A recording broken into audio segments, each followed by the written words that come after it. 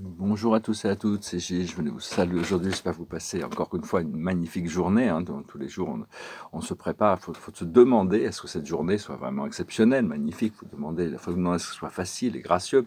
Je discutais de quelques idées, la première c'est que je voulais vraiment discuter du fait qu'on vit vraiment une période d'examen. Toute la voie spirituelle est passée en revue. Tous les êtres humains sont testés actuellement. C'est très éprouvant, c'est dur. C'était très très dur. C'est ce qui avait été expliqué comme la grande assemblée des sélections et qui va nous amener sur la grande assemblée des élus. Cette assemblée des sélections, c'est pour voir qui se qualifie pour rentrer dans le nouvel âge. Et après, ça va être ceux qui ont été... Une fois qu'on s'est qualifié, on est qualifié. Donc c'est juste arriver à avoir suffisamment d'amour, de concorde, de lâcher prise sur toutes sortes de jugements, de pouvoir vivre en harmonie avec la nature, avec les uns les autres. Dieu est en train de préparer tout ça. Donc il faut essayer de voir, ce que vous pouvez voir, en réalité, c'est notre âme qui est le juge suprême, notre propre âme, nous-mêmes, notre propre âme. C'est pas Dieu qui fait que coordonner les choses, c'est lui qui sponsorise tout le programme, mais c'est notre âme qui est le juge de nous-mêmes. Savoir, on est tous testés, mais parce que Dieu, il n'a pas besoin de nous tester, il nous connaît, il sait si on va passer les tests ou on va pas les passer. Par contre, l'âme a besoin de vérifier, donc elle nous donne des expériences. Est-ce que vous pouvez voir, savoir, comprendre que quels sont les tests que votre âme vous envoie? Où est-ce que vous êtes testé? On est tous différents, on a tous des tests différents. Des fois, puis pour pas s'en vouloir, si on n'est pas, il y a des jours où on peut passer tous les tests les doigts dans le nez, puis des jours on est un peu, on y est presque ou on n'y est pas, ou à un moment, pas s'en vouloir, mais savoir que l'âme va répéter ces tests-là jusqu'à ce que les leçons soient intégrées, jusqu'à ce qu'on ait réussi à passer les tests qu'on a décidé pour nous-mêmes, qu'on soit suffisamment complet pour pouvoir assumer ce nouveau niveau de réalité. Une autre métaphore qu'on peut utiliser pour comprendre un petit peu le programme qu'on est, c'est un petit peu comme si tous les matins, quand on se réveille, c'est comme si la vie, ce hologramme, c'est un immense hologramme, en réalité, ce monde physique, c'était un petit peu comme si on se branchait dans un jeu vidéo et on intègre notre avatar, notre corps physique, c'est un avatar. En réalité, notre vie, on la vit quand on est endormi, on retourne au niveau de l'âme, on vit autre chose qu'on ne connaît pas. Mais et tous les jours, on revient dans ce jeu vidéo. Et ce jeu vidéo, il est interactif. Tous ces autres avatars qui viennent jouer le rôle, quand ils se réveillent, ils rebranchent dans leur avatar. Mais on ne peut pas, dans un jeu vidéo, on ne peut pas accéder au niveau d'au-dessus tant qu'on n'a pas maîtrisé les leçons d'un niveau. Seulement, bon, c'est pas parce que quelqu'un maîtrise les leçons d'un niveau que les autres personnes tous les maîtrisent en même temps. Donc c'est à nous de voir quels sont les tests, qu'est-ce qui va nous permettre d'accéder à ce prochain niveau. Et donc c'est de niveau en niveau. Il n'y a pas de... En réalité, dans la vie, il n'y a pas de fin. Il y aura toujours des niveaux supérieurs, mais on veut trouver un niveau qui nous permette d'être bien, d'être comblé, d'être harmonisé. On va atteindre ce niveau de la 5e dimension, ce niveau de l'espace libéré, émotionnel, mental, spirituel, éventuellement physique. Donc voilà, je voulais juste vous savoir, juste parce qu'on est tous testés, faut pas s'en vouloir, faut pas se prendre ça trop au sérieux, faut comprendre où est-ce qu'on peut être, on peut mettre un petit peu, des fois on change une toute petite chose à l'intérieur de nous, ça change tout, c'est des petites choses des fois, mais faut abandonner toutes les choses sur lesquelles on n'a pas de pouvoir, il faut lâcher prise et laisser Dieu s'en occuper. Par contre, il y a des choses à l'intérieur de nous sur lesquelles on a du pouvoir, que des fois on a mis de côté en se disant, bon, on le fera demain. C'est à ce niveau-là. Donc voilà, je voulais juste partager cette idée aujourd'hui. Je vais discuter de d'autres choses. Alors voilà, c'est ce qu'on travaille actuellement, c'est l'indulgence. C'est l'indulgence. Quand on est trop indulgent, c'est comme on ne passe pas les tests. On repousse le test. On n'a pas envie d'être testé. On est bien dans notre zone de confort. Le passé, c'est la révélation. Le présent, c'est la requête. On demande cette liberté. On demande, faites des requêtes claires et précises. Et le futur, c'est le savoir. Cela dit, on va arriver à cette autodétermination quand on a lâché prise sur le jugement de nous-mêmes pour les choses ou les fautes ou les erreurs qu'on a pu faire, qu'on arrive à les corriger. À ce moment-là, on va trouver le réconfort. On va pouvoir quand même se réconforter. Donc c'est parce qu'il faut arriver à élever sa pensée, élever les causes, savoir que la première cause, c'est l'amour. À partir du moment où on revient à cette première cause, toutes les autres causes ne peuvent être que d'amour. C'est parce qu'il y a toujours des causes secondaires et tertiaires et quaternaires. C'est-à-dire l'univers n'est pas fait, même les créateurs de l'univers sont des causes secondaires par rapport à la première source qui est le premier créateur. Donc c'est pas facile de comprendre tout ce monde subtil des causes et des effets, que ce monde, puis le monde physique, c'est le dernier à se transformer aussi, hein, donc il faut aller chercher la vérité profondément à l'intérieur de nous-mêmes. Ce que l'on recherche, ce qu'on fait, c'est un voyage pour le retour à notre âme.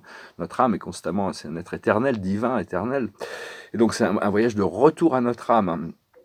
Et donc, il faut lâcher prise sur les jugements et les critiques de nous-mêmes, hein.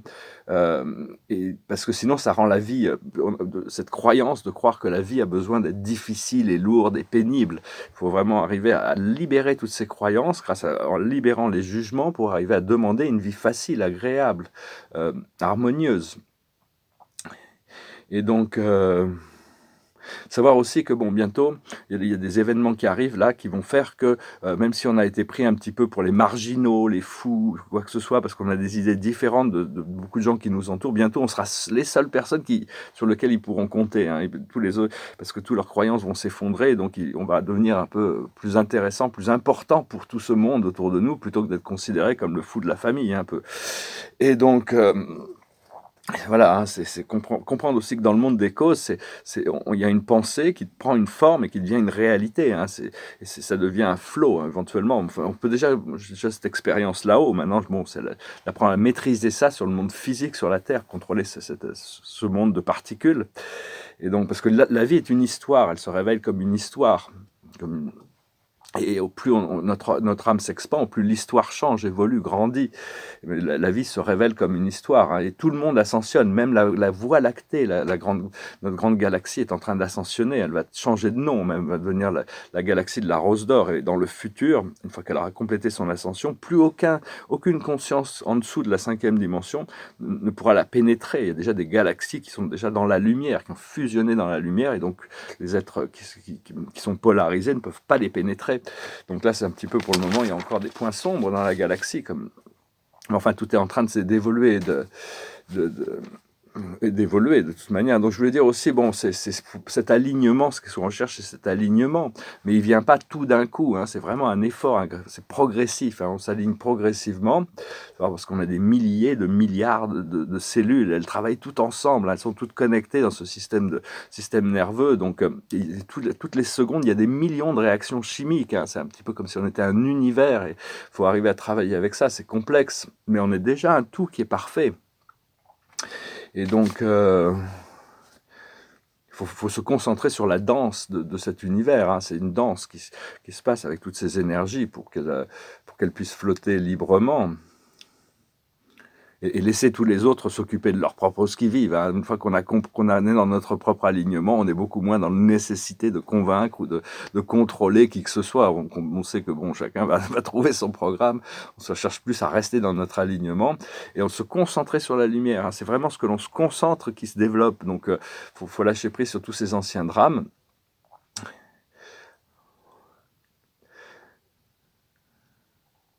Et donc, oui, voilà, ça c'était ce que... Parce que bientôt, ce que l'on on a déjà cette expérience à l'intérieur qui est très différente de ce que l'on expérimente à l'extérieur. Mais bientôt, cette réalité intérieure, on va pouvoir, elle va devenir beaucoup plus présente beaucoup plus, elle va s'extérioriser. Pour le moment, il y a encore une séparation entre ces mondes.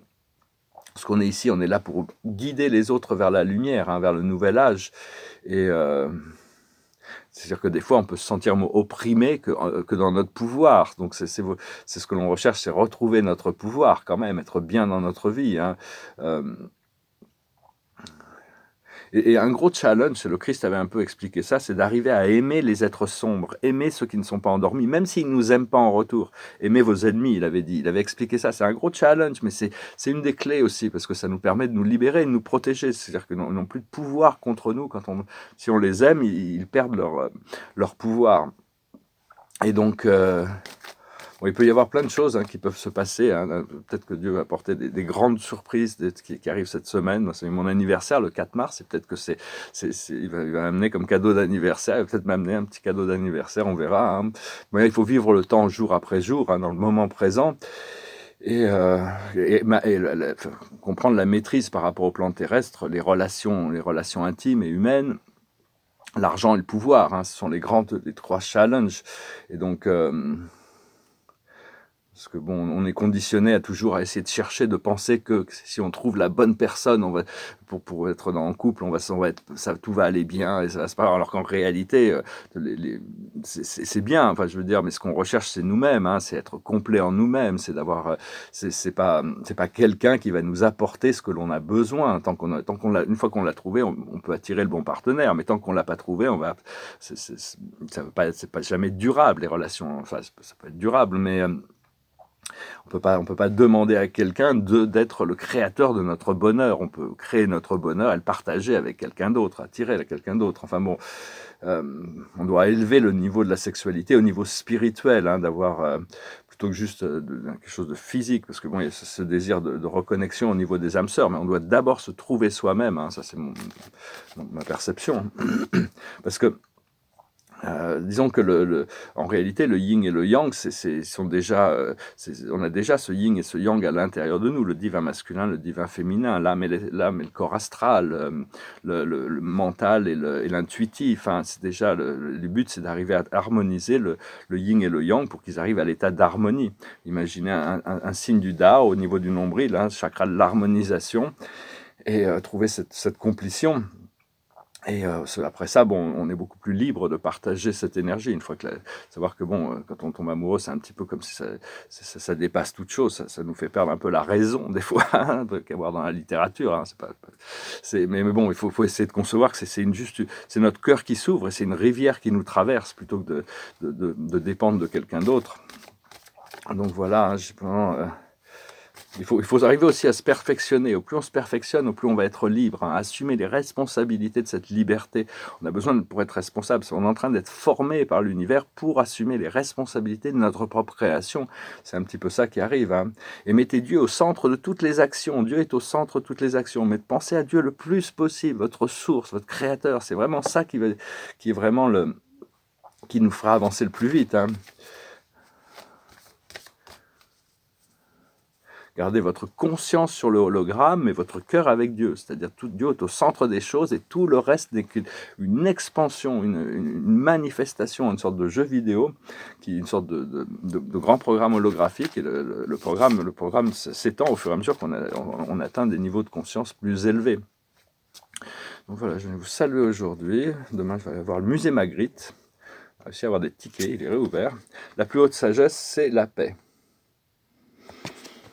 En paix, hein, c'est un des plus grands, des choses les plus précieuses, la paix, hein, de pouvoir être en paix.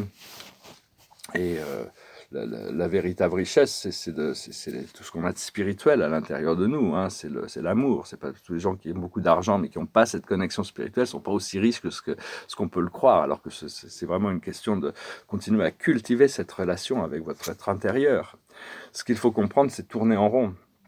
Tant qu'on n'a pas maîtrisé les paramètres de ce que notre âme a besoin de maîtriser, une fois qu'on a compris, on a réussi à adapter au test que notre âme nous a envoyé, on arrête de tourner en rond. Hein. On peut rester immobile, on peut s'élever. Ce qu'il faut faire, c'est le yin. C'est laisser les choses se dérouler naturellement, ne rien forcer, savoir que tout vient à nous au bon moment. Et l'aboutissant, c'est l'imagination. On va développer notre imagination. On continue à cultiver cette vision d'amour, cette vision de bien-être, accepter les énergies sans rentrer dans le drame quand elles viennent pousser des boutons à l'intérieur de nous pour nous montrer nos faiblesses. C'est des choses qu'on ne peut pas changer de toute manière. Donc autant les accepter. On ne peut pas changer le passé.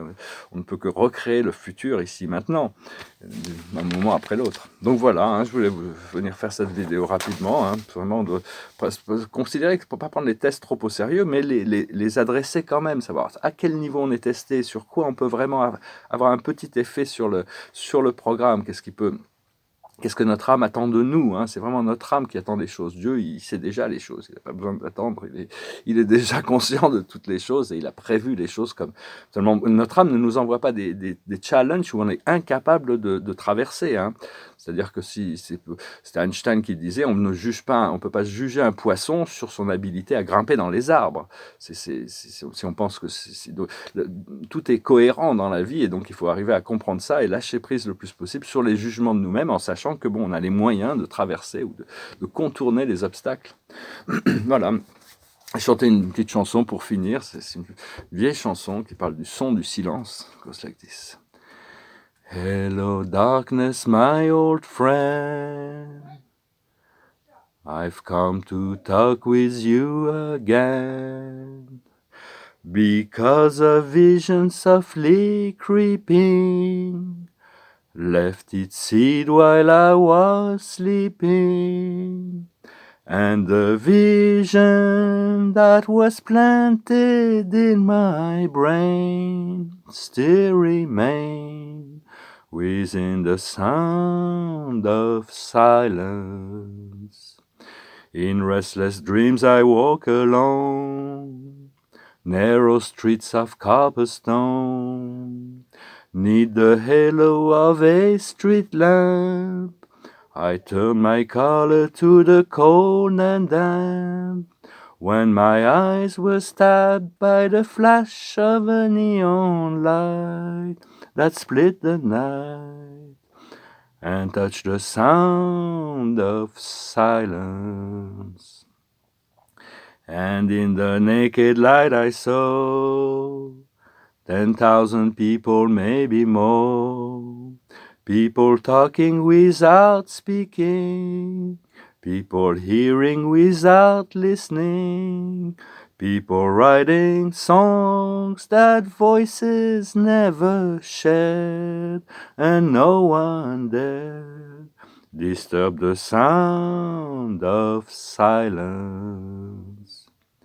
Fool, said I, you do not know, silence like a cancer grows. Hear my words that I might teach you, take my arms that I might reach you. But my words like silence raindrops fell, and echoed in the vales of silence. And the people bowed and prayed to the neon god they made, and the sign flashed at its warning in the words that it was forming.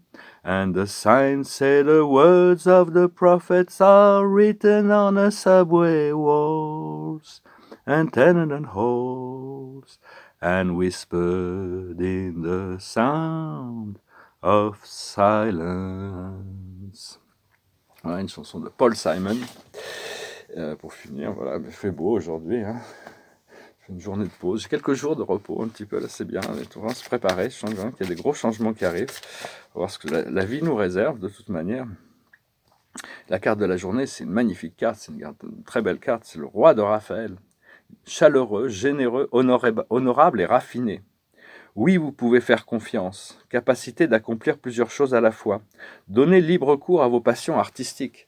Donc ici, Raphaël prend le trident à la forme de Poséidon, le dieu des océans, c'est anciennement le dieu de Mars, le puissant Poséidon. C'était aussi le saint patron de la fin d'Atlantis, Poséidon, l'île de Poséida. Et donc c'est vraiment une carte de relation, on se prépare pour des relations avec la vie, avec une âme sœur gracieuse. C'est une relation de demander cette vie gracieuse, cette vie belle, cette vie bonne. Voilà, je vous salue, je vous remercie d'aimer, de partager, de commenter, de souscrire, pour vos donations. Si vous voulez une session, j'en peux peut-être encore en faire quelques-unes. Et puis bon, voilà, on est vraiment prêt à tourner la page. Mais enfin, il faut se préparer. Là, il risque d'y avoir on ne sait pas, hein, de toute manière, on ne sait pas. Donc, autant s'occuper des choses qui sont dans notre pouvoir et lâcher prise sur le reste. Être dans la confiance que les choses vont se dérouler comme elles doivent se dérouler. Hein. Soyez prêts pour des miracles également. Je vous remercie, je vous salue, je vous dis à bientôt. Namaste.